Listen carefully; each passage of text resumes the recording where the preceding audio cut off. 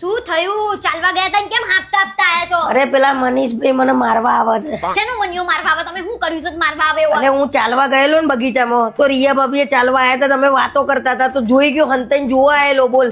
હા તો જોવા આવે જ ને, તમારા લક્ષણ હતા જ, અમને ખબર જ હતી એક દાડો તો તમારા લક્ષણ પકડાવાના એટલે લક્ષણ એટલે પણ દુનિયામાં પુરુષો પતી ગયા છે તો એના એકલી જોડે વાતો કરો છો તમે. અલ્યા બાપા, એ આજ પહેલી વાર ચાલવા આયા હતા ને મને એમ પૂછતા હતા ક્યારથી ચાલુ કર્યું ચાલવાનું. મેં કીધું આજે જ. એ આજે. હા, બંને નક્કી કરીને ચાલવા ગયા હતા, એ ખબર જ હશે. હવે અલ્યા, ખબર પડી કેમ લેખો પહેરીને નીકળ્યા હતા તમે. અરે એવું નતું ભાઈ, તું એ બધું ના કરે ને અરે તું. શું લેવા વાખો છો?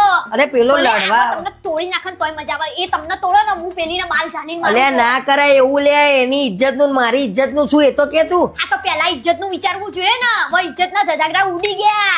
હવે કઈ મતલબ નહીં. ખુલ્લો તમે તાર આપણે. અલ્યા ના કરાય એ બધું. તારા બુદ્ધો નહીં. ચાર માણસ શું કે કરણભાઈ આવું કર્યું? હા તો કર્યું, એ તો બધાને ખબર છે કર્યું એમ.